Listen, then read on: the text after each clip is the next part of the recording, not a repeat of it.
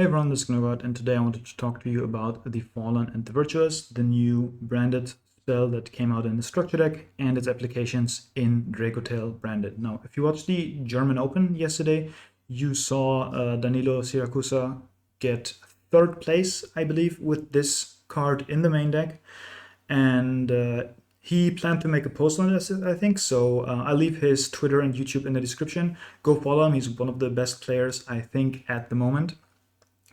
But if you don't know what this card does, this is always treated as a branded and dogmatica card, and it has two effects. Now, the second effect is not relevant for us yet right now, but the first effect is where it's at. So, send one monster that mentions Fallen of Albas from extra deck to the graveyard for cost, target one card on the field, one face-up card, and destroy it. So, just very generic spot removal with applications through sending an Albas monster to the graveyard.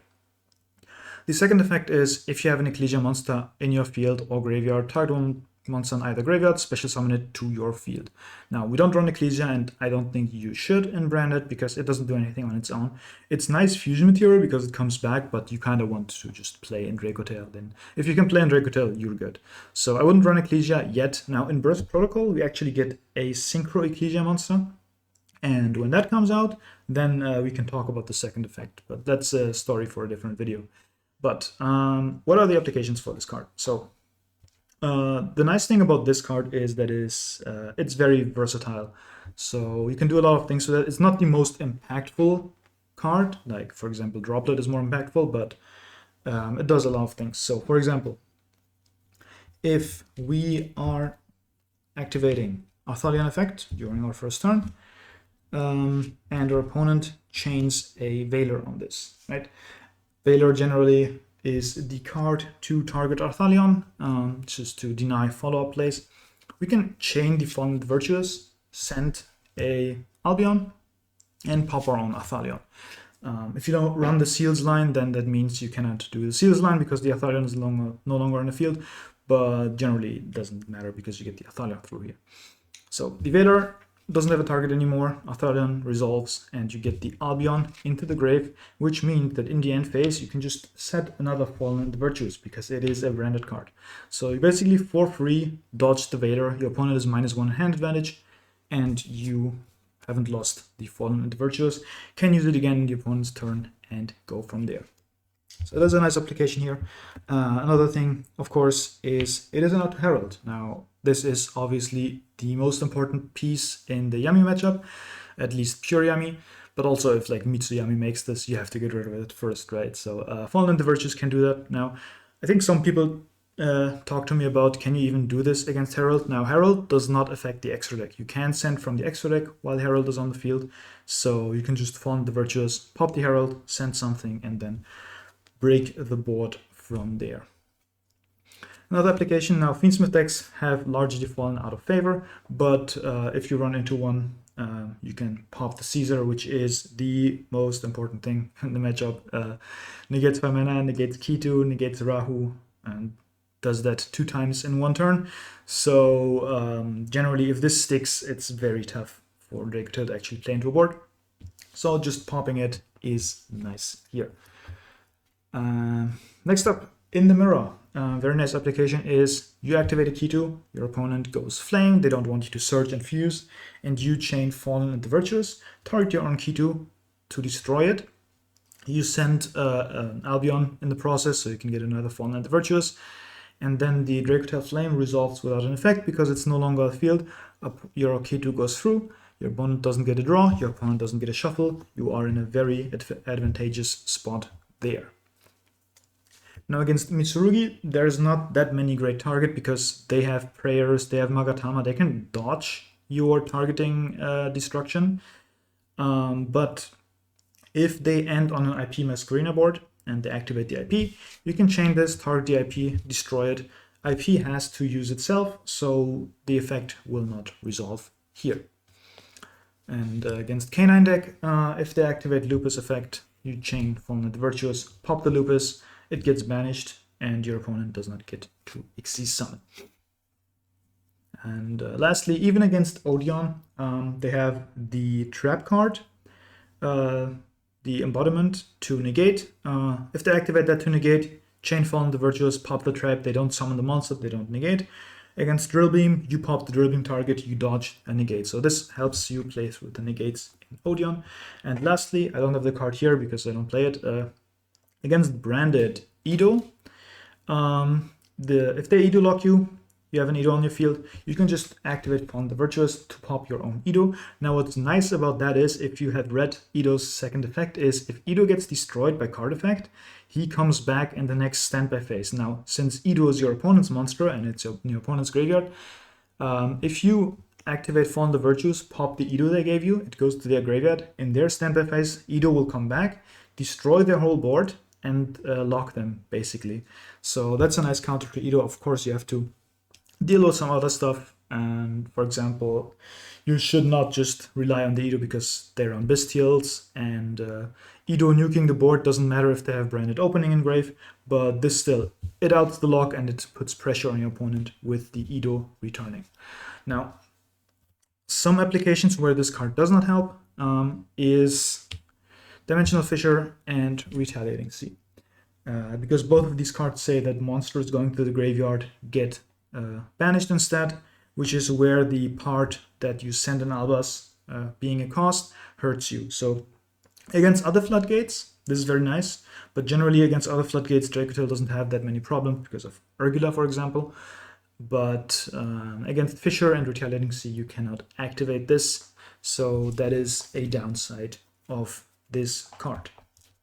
Now, other downside of this card is if you want to main deck it, that means you are running 2 to 3 more spells in your deck. And generally in Dracotail, of course, you want to have monsters. So that would take 1 slot away from that. Another issue is that this is kind of like high level complaining, but this is not as impactful as other non-engine like Droplet would be. The strength of this card is versatility, but if that's not what you are looking for, if you want a power board breaker, this is not it, right? This shines being in the main deck, being a versatile card that you can use going second, going first, and that is just fits seamlessly in with your engine. And the third thing about this card is the downside would be you need extra deck space. So that is why I don't think I'd recommend this in Dracotail lists that are not on Branded Fusion, because you would have to run at least 2 Albion, or like 2 targets, I should say. Like 1 Albion so that 1 Fallen the Virtuous can set the next one, and then you need another target for the next Fallen the Virtuous. So you need to make extra deck space. And generally, I like running the Albion. Of course, Titanic Lad is run before, and you can run some of these as well, or you run a second Albion. You can also run a Rindbrom if you want. It's all there. Rindbrom gets better because now you can just send Rindbrom off of this, or you merge it, and then you bring back the Albas and make a fusion.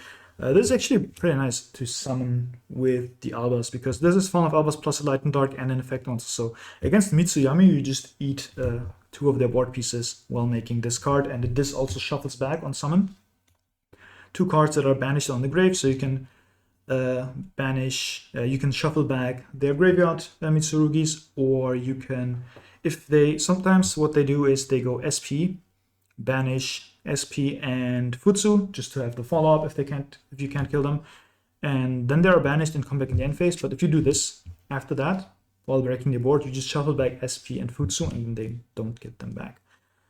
So that is some use cases for Fallen the Virtuous, but let me show you a combo with this card.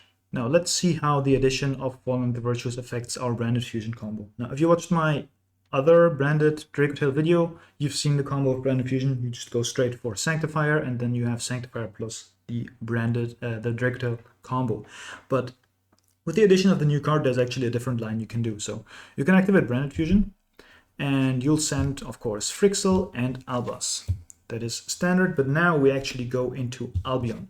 So now you're going to activate Frixel to set a card, and technically you could activate the Albion, banish these 2, make the Sanctifier as well, but that will banish both your Frixel and your Albas, and those are very good resources to have. So Generally, I would not do this, but if it's important in the matchup, you can of course do that. But the Frixel is going to set you a Key2, and Key2 adds you Lucius, of course, which you can then normal summon to add yourself a 5 mana. And this is just assuming we have 4, I don't know, non-engine in hand, right? And of course, if you have more Dracotail engine, you can do this line differently. But let's just work with one branded fusion. You activate 1 5 mana, and you're going to fuse these two, a dragon and a spellcaster, for our Secretarian Dragon. Now the Lucius will trigger and set you your Rahu. You can activate the Secretarian, targeting both your Frixel and your Albaz. This is why it's nice to leave them in the grave, because now you can actually recycle your Albaz, which is the dragon. It's back in the deck, so your next brand fusion is live. Summon the Frixel. And this is summon number 4, I believe. And now you can use Frixel to summon the 5 mana, and then in the same effect, bounce your 5 mana. So now you have these two on the board, 5 mana in hand. So even if they ash you on the Rahu here, of course they would have ashed the branded fusion, but even if this doesn't get through, you will have the Albion in the grave and you have a 5 mana in hand. But in this case, we go 5 mana plus Urgula, and you can go one of your Dracotail fusion. You only will make one of these if all you had is a branded fusion, but basically you can decide what to use here, depending on whether you want to add back something or you just want the pop. Generally, like if you, for example, if your opponent Fuva lost you and you ashed them, I would obviously go for the Athalion, grab back my ash, and I'm in a very good spot. If you don't have anything to grab back, you can just go for the Gulamel. And now you'll trigger Urgula and mana, and you'll set 2 of your Dracotail traps, and then you can go and use Urgula to grab back your 5 mana. For the opponent's turn, we have the Frixel in place already. And in the end phase, you can then use the Albion in the grave to set yourself a copy of Fallen and the Virtuous as well. So just off of Branded Fusion, we have 2 of our Dracotail traps. We have a Secretarian that might matter in the mirror, for example. We have a Gulamel pop. We have the Fallen and the Virtuous and the 5 mana. And what's nice here is the Fallen and the Virtuous can send one of your Albaz fusions. So you could send another Albion to grab another Fallen and the Virtuous. You can send Alba Lenatos if you run that instead of the Albion. And in the end phase, you will get a second branded fusion, which is live since you shuffled back the Albion. So very, very strong board. Now, one thing about this board is, of course, this, as opposed to the other branded fusion line, plays into Nibiru. So they could Nibiru you, which means you lose Secretarian, you lose the Frixel, you lose the Gulamel. All you end on is a token, a 5 mana, and 3 cards. But I still think for 1 card, that's fine. You have a 5 mana, you should have more cards in hand. So once you go and use your 5 mana to fuse from hand, that'll make an Athalion, and the Gulamel will come back because 2 monsters went to the grave, and now you can get the pop again with these traps. So that is just one of the new lines you can do with this card.